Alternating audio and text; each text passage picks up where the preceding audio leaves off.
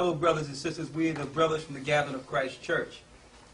It took us some time to finally put up this particular topic, but we wanted to make sure that it was well studied, well versed, and we'll take our time with this one. We need you to follow us. If you have a King James Version Bible, you'll need that. If you have a Josephus, you'll need that. You might have seen on a few of our videos us showing that the Negroes in America are in fact the true Jews.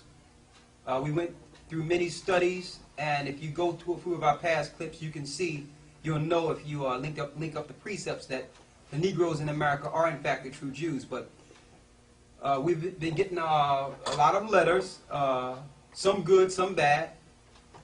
Some of the letters we receive, they say, how can you be the Jews when the Jewish people over there in America, the Jewish people over there in Israel today are the Jews? And they try to send us hate mail and things of that nature or what have you. And, we brush it off because, truth is truth and truth cannot be denied. So we're saying that to say that in order for us to prove this fact even further, we have to show you who we are not. Let's go into who we are not. Okay? We're going to use a Zondervan Bible Dictionary. We're going to use the Josephus, and we'll use the Bible. Now, this is profound history and bibliography and precepts. We'll also show at the very end of this lesson why they do not want you to learn this in the church. They'll tell you that it doesn't matter who you are, but yet part of the Christian doctrine is that the black people over here in America are suffering a curse of Cain or Canaan, which was written of in the Bible, the grandson of Noah. But so it's like they're rubbing you on both sides. On one side, they're telling you it doesn't matter, but subliminally in their churches and their institution, they're leading you to a people that were born to be slaves. We're going to show you that at the very end. Who are we not? Now, that's just the other religions and the people, but let's focus on our people for a second. Because the Negroes in America or abroad that are scattered, because you've been deprived of your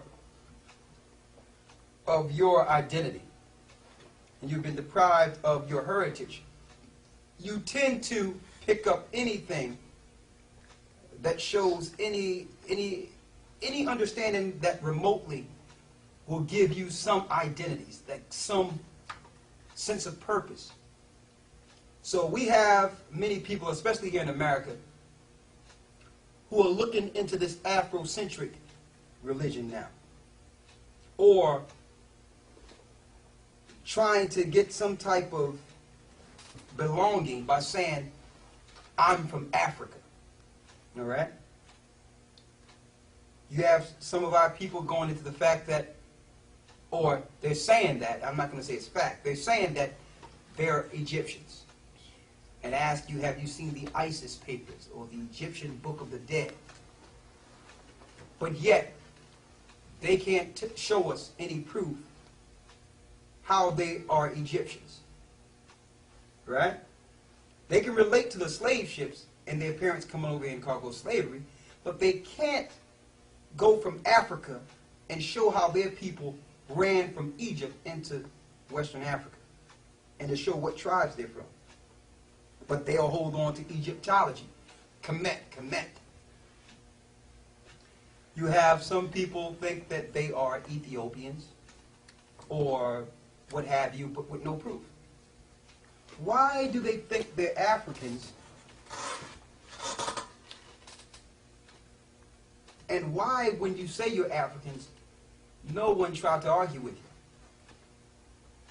Why the whole earth will accept the fact that you will claim that you're an African with no pushback? Why? Because if you say you're that, you're nowhere close to the truth. You're going to find out today that you're actually, by saying you're African, you are totally away from your heritage, your understanding, and you're not a threat to this society, or, because you're right where they want you. They want you to think you're something outside of the chosen people of God. We're going to prove that. But first, we have some people thinking they're Egyptians and saying that the Egyptians have the greatest history on earth. We're going to show you why Egypt became so great. All right? Today you even have the West Indian style of Israel teaching. The Haile Selassie teaching, telling you that the Ethiopians are the Jews. Right? We're going to see if that's a fact. And I'm perplexed with that, because how can Israel, which came out of the seed of Shem, be Ethiopians who came out of the seed of Ham? Two separate families. But someplace in history, Ethiopians thought that, for some reason, that they're Israel. All right? And because black people, I'm going to say black people, or so-called black people, have been deprived of national origin or understanding of themselves, they have picked up all these different philosophies and understandings. So you can have one family. Now all the blood, the same blood is going through all these people's veins in this house. You have the mother, father, they can have a few children. You can have the father who's following Egyptology. Same blood now. You can have the mother who's saying, I'm following Haile Selassie. You can have a child over here dealing with some African voodoo mess. And another one Afrocentric dealing with something. All these the same family, but are dealing with all these different African philosophies. Because, quote unquote, I want to get away from, as they say, the teaching of the white man. But yet you're falling into the same trap. Because it wasn't just the white man that lied to you. Per se, if you're talking about the white man, you're going to find out the Africans lied to you, the East Indians lied to you, the Asians lied to you. It was not just a one-man conspiracy. Because in order for these nations to rule the earth, they had to come together and agree to enslave the children of Israel. How do we know that? Get Psalms 83. Let's start there. Psalms 83 and 1. Read that. Keep not thy silence, O power. Hold not thy peace, and be not still, O power. For lo, thine enemies make a tumult. The Lord says thine enemies make a tumult. That means all the enemies of the Most High. And how do you become an enemy of God? By following other gods. So all these nations that are following other gods have made a tumult, which means they have an uprising. They have come together and did what? They have taken crafty counsel against thy people. They have taken crafty counsel against God's people. So they're up in these, we're at Psalms 83. They're up in these high buildings, they're UN buildings. And they're taking crafty counsel against God's people. Read.